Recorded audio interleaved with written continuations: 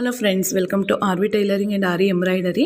ನಿನ್ನೆ ವಿಡಿಯೋದಲ್ಲಿ ನಾನು ಚೈನ್ ಸ್ಟಿಚ್ಚನ್ನು ಜರಿ ಥ್ರೆಡ್ಡಲ್ಲಿ ಹೇಗೆ ಹಾಕೋದು ಅಂತ ತೋರಿಸ್ಕೊಟ್ಟಿದ್ದೆ ವಿತ್ ಲಾಕ್ ಜೊತೆಗೆ. ಇವತ್ತು ಸಿಲ್ಕ್ ಥ್ರೆಡ್ಡನ್ನು ಹೇಗೆ ಹ್ಯಾಂಡಲ್ ಮಾಡೋದು ಅಂತ ನೋಡಿ. 2 ಎಳೆ ದಾರನ ತಗೊಂಡಿದ್ದೀನಿ, ನಾನು ಗಂಟು ಹಾಕ್ಕೊಂಡಿದ್ದೀನಿ. ಇಲ್ಲಿ ನೋಡ್ಬೋದು, ಗಂಟು ಹಾಕ್ಕೊಂಡಿದ್ದೀನಿ. ಈಗ ಇದನ್ನು ಈ ರೀತಿ ಇಟ್ಕೊಂಡು ನೋಡಿ, ಕೆಳಗಡೆಯಿಂದ ಕೊಡಬೇಕು. ಲೆಫ್ಟ್ ಹ್ಯಾಂಡಲ್ಲಿ ಕೆಳಗಡೆಯಿಂದ ಕೊಡಬೇಕಾಗತ್ತೆ. ಕಾಣಿಸ್ತಿದೆಯಾ? ಕೆಳಗಡೆಯಿಂದ ಕೊಟ್ಟದ್ದನ್ನು ನೋಡಿ ನೀಡಲ್ ಟುಲಿಪ್ ಅನ್ನೋದು ಮುಂದೆ ಇರಬೇಕು. ಫಸ್ಟು ನೀಡಲನ್ನು ಹಾಕಿಬಿಟ್ಟು ಫಸ್ಟ್ ದಾರನ ಎಳ್ಕೊಳ್ಳೋಣ. ಎಳ್ಕೊಂಡಾಗ ಅದು ಕೆಳಗಡೆ ನಾವು ಗಂಟು ಹಾಕಿರುವಂಥದ್ದು ಲಾಕ್ ಆಗುತ್ತೆ. ಈಗ ನಾನು ಸ್ವಲ್ಪ ದೊಡ್ಡದಕ್ಕೆ ಹಾಕಿ ತೋರಿಸ್ತೀನಿ ಚೈನ್ ಸ್ಟಿಚ್ಚನ್ನು ಹೇಗೆ ಹಾಕೋದು ಅಂತ. ನೋಡಿ, ನಿಧಾನವಾಗಿ ಎಳ್ಕೋಬೇಕು. ನೋಡಿ, ಟುಲಿಪ್ ಅನ್ನೋದು ಈ ಕಡೆ ಸೈಡ್ ಇದೆಯಲ್ಲ, ಇದನ್ನು ಮುಂದೆ ಮಾಡ್ಕೋಬೇಕು. ಈ ರೀತಿ ಮುಂದೆ ಮಾಡಿಕೊಂಡು ಈಗ ನೋಡ್ಬೋದು, ಈ ರೀತಿ ಇಟ್ಕೋಬೇಕು. ಕೆಳಗಡೆಯಿಂದ ಕಾಣಿಸ್ತಿದೆಯಾ ನೋಡಿ, ನನ್ನ ಬೆರಳು ಕಾಣಿಸ್ತಿದೆಯಲ್ಲ, ಇದರಲ್ಲಿ ದಾರಾನ ಒಂದು ರೌಂಡ್ ಈ ರೀತಿ ಕೊಡಬೇಕು. ಕೊಟ್ಟದ್ದನ್ನು ರೊಟೇಟ್ ಮಾಡಿಕೊಂಡು ಸ್ವಲ್ಪ ನೀಡಲನ್ನು ರೊಟೇಟ್ ಮಾಡಿದ್ರೆ ಮೇಲ್ಗಡೆಗೆ ದಾರ ಬರುತ್ತೆ. ದಾರ ಬಂದದ್ದನ್ನು ಎಳ್ಕೋಬೇಕು. ಈ ರೀತಿ ಪುನಃ ನಮಗೆ ಎಷ್ಟು ಡಿಸ್ಟೆನ್ಸ್ ಬೇಕು ಫಸ್ಟು ನಾನು ಹೇಳ್ಕೊಟ್ಟಂಗೆ ಲಾಂಗಾಗಿ ಕಲೀರಿ. ಆ ನಂತರ ನಿಮಗೆಲ್ಲ ಪರ್ಫೆಕ್ಟಾಗಿ ಬರುತ್ತೆ. ಅಂದ ನಂತರ ನೀವು ಅದನ್ನು ಶಾರ್ಟಾಗಿ ನಾವು ಪ್ರೊಫೆಷನಲಾಗಿ ಯಾವ ರೀತಿ ಚೈನ್ ಸ್ಟಿಚ್ಚನ್ನು ಹಾಕ್ತೀವೋ ಆ ರೀತಿ ಕಲಿಬಹುದು. ಯಾವ ರೀತಿ ಅಂತಂದರೆ ನೋಡಿ, ಕಾಣಿಸ್ತಿದೆಯಾ? ಈ ರೀತಿ ನೀವು ಯಾವುದೇ ಡಿಸೈನ್ ಮಾಡಿದ್ರೂ ಬೇಸಿಕಲ್ ಚೈನ್ ಸ್ಟಿಚ್ ಬೇಕೇ ಬೇಕು.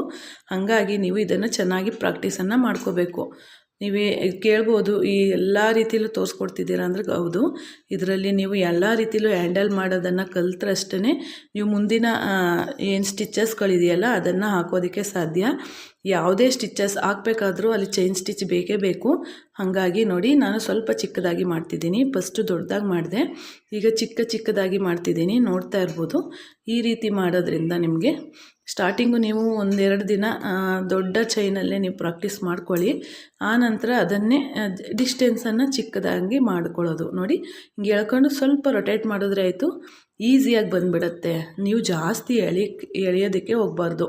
ಯಾಕೆ ಅಂದರೆ ಸಿಲ್ಕ್ ಥ್ರೆಡ್ ತುಂಬಾ ಸ್ಮೂತ್, ಸೆನ್ಸಿಟಿವ್ ಅಂತಲೇ ಹೇಳ್ಬೋದು. ನಾವು ರಫಾಗಿ ಎಳೆದಾಗ ಅದು ಕಿತ್ತೋಗುವಂಥ ಚಾನ್ಸಸ್ ಜಾಸ್ತಿನೇ ಇರುತ್ತೆ. ಹಾಗಾಗಿ ಅದನ್ನು ನೀಟಾಗಿ ನೋಡಿಕೊಂಡು ಹ್ಯಾಂಡಲ್ ಮಾಡೋದ್ರಿಂದ ನೀವು ಸಿಲ್ಕ್ ಥ್ರೆಡ್ಡಿಂದ ವರ್ಕ್ ಮಾಡೋದನ್ನು ಈಸಿಯಾಗಿ ಕಲಿಬಹುದು. ಫಸ್ಟು ನೀವು ಚೈನ್ ಸ್ಟಿಚ್ಚಲ್ಲೇ ಆರಿ ವರ್ಕ್ ಮಾಡೋಕ್ಕೂ ಮೊದಲು ಚೈನ್ ಸ್ಟಿಚ್ಚಿಂದನೇ ನೀವು ಕಲಿಬೇಕು, ಯಾವ ರೀತಿ ನಾವು ಇದು ಮಾಡೋದು ಅಂಥೇಳಿ. ನೋಡಿ, ಈಗ ನೋಡಿದ್ರಲ್ಲ, ಈ ರೀತಿ ಬರುತ್ತೆ ಚೈನ್ ಸ್ಟಿಚ್ಚು. ಇದರಲ್ಲಿ ಏನಾದರೂ ಡೌಟ್ಸ್ ಇತ್ತು ಅಂದರೆ ಖಂಡಿತವಾಗ್ಲೂ ಕಮೆಂಟ್ ಬಾಕ್ಸಲ್ಲಿ ತಿಳಿಸಿ. ಮುಂದಿನ ವೀಡಿಯೋದಲ್ಲಿ ನಿಮ್ದು ಏನು ಡೌಟ್ಸ್ ಇದೆ ಕ್ಲಿಯರ್ ಮಾಡಿ ನಾನು ನೆಕ್ಸ್ಟ್ ಡಿಸೈನನ್ನು ಹೇಳ್ಕೊಡ್ತೀನಿ. ಮತ್ತು ನೀವೆಷ್ಟು ಸಪೋರ್ಟ್ ಮಾಡ್ತೀರಾ ಅಷ್ಟು ನಿಮಗೆ ನಾನು ಆಗಿನಿಂದನೂ ಹೇಳ್ತಾನೆ ಇದ್ದೀನಿ. ಬೇಸಿಕ್ ಹೊರತುಪಡಿಸಿ ಅಡ್ವಾನ್ಸ್ ಲೆವೆಲ್ವರೆಗೂ ನಾನು ನಿಮ್ಗೆ ಹೇಳ್ಕೊಡ್ತೀನಿ ಅಂತ ಹೇಳ್ತಾ, ಈಗ ನೋಡ್ಬೋದು ಚೈನ್ ಸ್ಟಿಚ್ಚನ್ನು ಹತ್ರದಿಂದ ತೋರಿಸ್ತೀನಿ ಯಾವ ರೀತಿ ಬಂದಿದೆ ಅಂತ. ನೋಡಿ,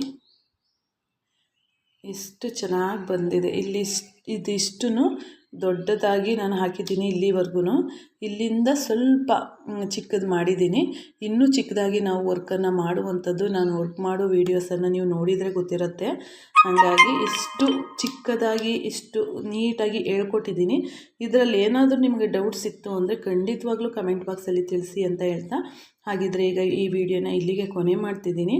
ಮುಂದಿನ ವಿಡಿಯೋದಲ್ಲಿ ನಾನು ಸಿಲ್ಕ್ ಥ್ರೆಡ್ಡಿಂದ ಯಾವ ರೀತಿ ಎಂಡ್ ನಾಟನ್ನು ಹಾಕೋದು ಅನ್ನೋದನ್ನು ತೋರಿಸ್ಕೊಡ್ತೀನಿ. ಹಾಗಿದ್ರೆ ಈ ವಿಡಿಯೋನ ಇಲ್ಲಿ ಕೊನೆ ಮಾಡೋಣ ಅಲ್ಲ. ನೋಡಿ, ಇದರಲ್ಲಿ ಏನಾದರೂ ನಿಮಗೆ ಡೌಟ್ಸ್ ಇತ್ತು ಅಂದರೆ ಖಂಡಿತವಾಗ್ಲೂ ಕಮೆಂಟಲ್ಲಿ ತಿಳಿಸಬಹುದು.